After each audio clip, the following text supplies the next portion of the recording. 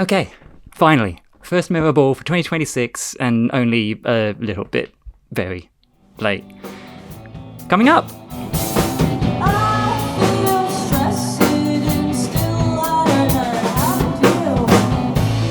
Hannah Kate on the launch of new album Whatever Weather. But first, what happens when a large but local anti-fascist punk band decides it wants to commit to the bit and get out of the streaming services, the music streaming services that have defined the industry at every scale for the last good decade now? Dr. Shaw is finding that out for us. I caught up with Dr. Shaw himself, Dougal Shaw, and bandmate Jake Suriano to talk about the decision to remove Dr. Shaw's unusual practice from all streaming services except Bandcamp. It's Dougal who answers first, and this was recorded backstage at PBS Drive Live early this month, which I hope explains a bit. I went to kind of ironically listen to Desk Sitter while desk sitting today and jumped on Apple Music, and you, for the most part, weren't there. What gives? Yeah, I kind of just, I had a bit of a brain snap moment a couple of weeks ago and just issued a takedown notice for all our streaming songs, all our catalogue on all streaming platforms. We had, an AI slop album attributed to our name, and the same week they had the top streaming artist was an AI artist, and I just thought, we don't need to be here. This space isn't really for us anymore. And maybe that'll change because we don't want to disappear completely, but it's just about, I guess, being more intentional with our art and what we represent. And, the deeper I was digging, trying to find an ethical it's a slippery slope. Option. They're all fucked. On the streaming platforms, the more I realised that they're all kind of cooked in their own way, and that's the saying, isn't it? No ethical consumption under capitalism. So it's hard to be staunch in your principles without just retreating from capitalist society completely. But for the moment, it felt like the right thing for the moment, and I must admit, I felt a wave of relief when I went on and I saw that we weren't on those platforms anymore. People have been going to Bandcamp as well, which is a massive win. It seems like it's a pretty good platform, and it's great that they can support us directly on there. Has there been an uptick in Bandcamp listeners since you jumped off the majors? Apparently, yeah. Yeah, I think, people have realised without us having to say anything that the music's not there. So it's kind of like, the few, the true. Like, you'd rather have, potentially you'd rather have intentional, engaged listeners who are choosing to dig a little deeper and seek it out, rather than perhaps these peripheral, automatic, algorithmic plays that don't perhaps translate to anything real, I don't know. You kind of mentioned it's kind of like the AI album that came up under your name, yes, as being something kind of a final straw. It's been a wider kind of discussion in the industry for a bit, where bands have been talking about getting off Spotify, especially because of weapons industry ties and so on. Yes. I assume that stuff was also weighing very heavily on your mind in already, but prior 100%, yes. We'd honestly been conversation. Yeah, we'd been discussing it for over a year. What's been holding you off for that year? To be honest, initially there was a little bit of pushback because we had a Europe tour coming up when the kind of boycott was kicking off. Yeah. And obviously it's the industry standard, so the problem is festivals use your Spotify metrics to decide billing, all this type of stuff where it kind of has real life consequences. And so from, discussing with booking agents, etc., we kind of had a bit of pushback, and it just, I guess, felt like we were just dragging the chain a little bit. I cancelled my personal accounts and all that kind of thing, but with the band's music, there was a few discussions. I had a good discussion last time I was on PBS actually, and a point was made that it's the consumer, it's the people, it's those paying a Spotify membership that need to get on board with the boycott, But to be honest, we were just dragging the chain a little bit. It took maybe something like that to happen to really just go, what are we doing?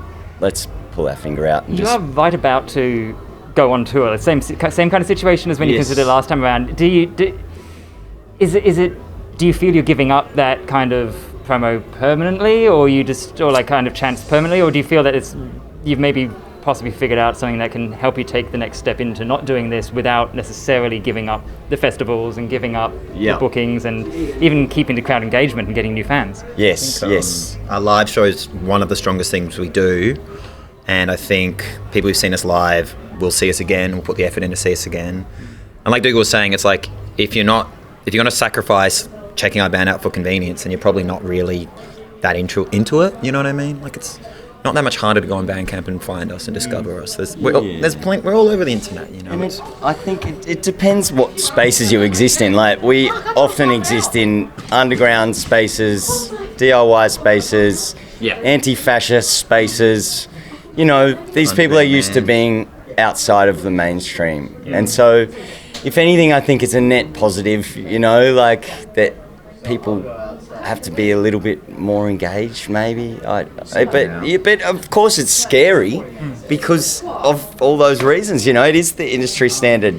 I know talking about income and punk music's a bit Sex Pistols of me to do, but were you actually making anything off these platforms, or was it kind of more just that kind of getting people to come out to gigs or whatever? Even then, as you're saying, that's getting discovered. Yeah, it's marginal. Hey, it's really marginal. I think the only time you're getting that you're making anything is when you get on these algorithmic playlists, but then potentially not the listeners that you're chasing anyway, So usually need people able to get you on them, and always like industry bullshit. It's the same old circle jerk that exists in every industry. The big labels have the ins, and so the short answer is no. We weren't making anything.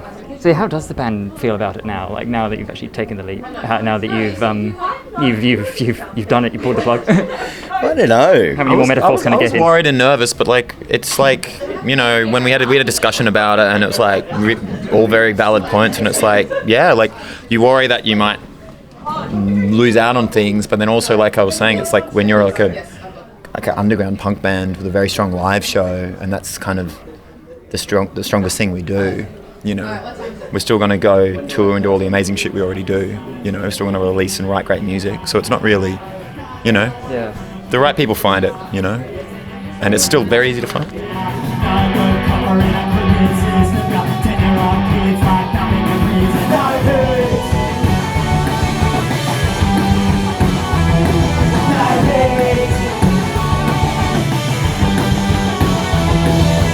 I'm going to cut that recording of Dr. Shaw playing at the PBS Drive Live there, because you can catch the full thing in great quality on the PBS website.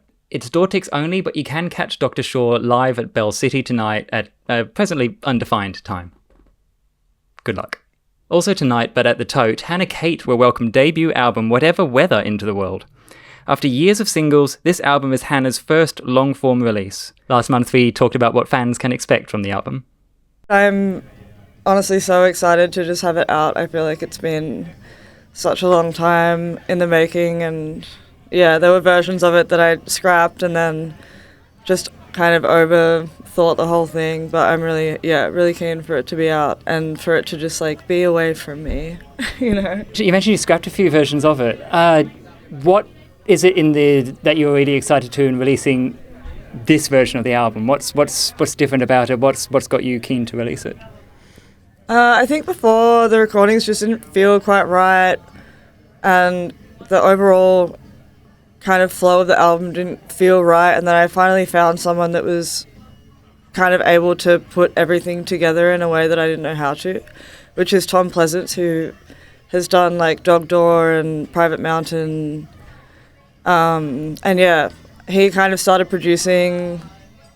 And then I was like, okay, this is starting to look like a full album to me now, and I feel like this is something that I'm happy to put out. What can people expect in the album? The singles you've had out so far have been really quite deeply personal, kind of lyrically and in delivery. Is that kind of a theme for the album, or is there a bit more dynamics in it than that?